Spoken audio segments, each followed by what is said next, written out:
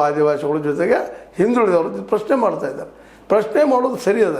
ಈಗ ನೀವು ವಿರೋಧ ಪಕ್ಷ ಆಗಿದ್ರೆ ಮಾಡ್ತಾಯಿದ್ರಿ, ಆಡಳಿತಕ್ಕೆ ಬಂದಾಗ ಇದನ್ನ ಯಾಕೆ ಮಾಡಲಿಲ್ಲ, ಇಲ್ಲಿವರೆಗೆ ಸಿದ್ದರಾಮಯ್ಯನವ್ರು ಯಾಕೆ ಮಾಡಲಿಲ್ಲ, ಅದನ್ನು ಪೂರ್ತಿ ಅನುಷ್ಠಾನ ಯಾಕೆ ಕೊಡಿಸಲಿಲ್ಲ ಅನ್ನೋಂಥ ಒಂದು ಬೃಹತ್ ಪ್ರಶ್ನೆ ಅದ.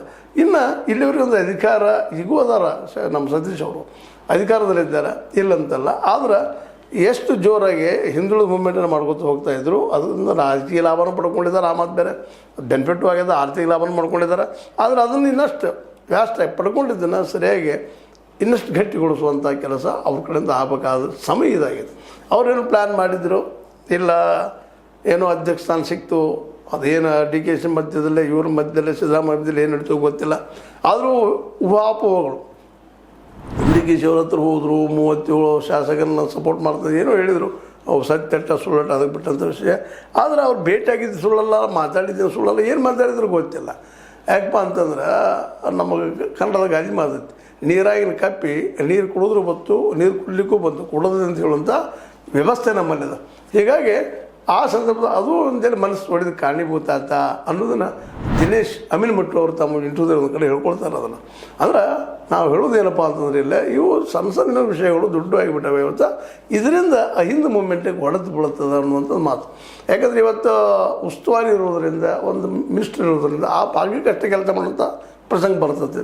ಹೀಗಾಗಿ ಉಳಿದುಗಳು ಹೋಗ್ಬೇಕಾಗಿದ್ದಪ್ಪ ಅಂತ ತಮ್ಮ ಸ್ವಂತ ದುಡ್ಡನ್ನು ಹಾಕೊಂಡು ಹೋಗಿ ಮಾಡ್ಬೇಕಾಗ್ತದೆ, ಮತ್ತೇನೋ ಮಾಡಬೇಕಾಗ್ತದೆ.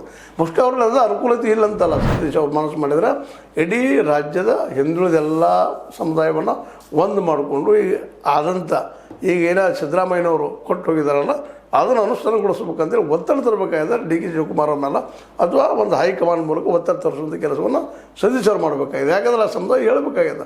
ಮತ್ತೊಬ್ಬರಂತ ಹೇಳ್ಕೊಳ್ಳುವಂಥ ಒಂದು ರಾಜ್ಯ ಮಟ್ಟದಲ್ಲಿ ಬೆಳೆದಂಥ ವ್ಯಕ್ತಿಗಳಲ್ಲಿಲ್ಲ. ಇದ್ದಾರೆ, ವಿದ್ವಾಂಸರಿದ್ದಾರೆ, ಬುದ್ಧಿವಂತರಿದ್ದಾರೆ, ಸರಸ್ವತಿ ಪುತ್ರರಿದ್ದಾರೆ. ಆದರೆ ಅವರಿಂದ ಇದೆಲ್ಲ ಕೆಲಸ ಆಗುವುದಿಲ್ಲ ಅಂತ ನೋಡಿ. ಬರಗೂರು ರಾಮಚಂದ್ರಪುರ ಒಳ್ಳೆ ಮಾತುಗಾರಿದ್ದಾರೆ, ಒಳ್ಳೆ ವಿದ್ವತ್ತಿದ್ದಾರೆ, ಅವರಿದ್ದಾರೆ. ಆದರೆ ಜನಕ್ಕೆ ಹೋಗಿ ಮುಟ್ಟೋದು ಶಕ್ತಿ ಅವ್ರ ಇರ್ತಿರಲಿಲ್ಲ, ಸಾಧನೆ ಇಲ್ಲ, ಆರ್ಥಿಕ ಅಂಥ ಬಲಿಷ್ಠತೆ ಇಲ್ಲ. ಅದೇ ಅಷ್ಟೇ ಆಗಿರಿ. ನಮ್ಮ ದೇವನೂರು ಮಹಾದೇವನವರು ಒಳ್ಳೆಯ ನಾಯಕರವರು, ಅವ್ರು ಎಂದಿದ್ದು ಪ್ರಯತ್ನ ಮಾಡೇ ಮಾಡ್ತಾಯಿದ್ದಾರೆ. ರಾಮಯ್ಯ ಅಂತ ಒಬ್ಬರು ಬರ್ತಾರೆ, ಅವರು ಒಳ್ಳೆ ನಾಯಕರಿದ್ದಾರೆ. ಆದರೆ ಜನಕ್ಕೆಲ್ಲ ಹೋಗಿ ಮುಟ್ಲಿಕ್ಕೆ ಸಾಧ್ಯ ಆಗ್ತಾಯಿಲ್ಲ. ಯಾಕಂದರೆ ಆರ್ಥಿಕವಾಗಿ ಅಭದ್ರಿದ್ದಾರೆ.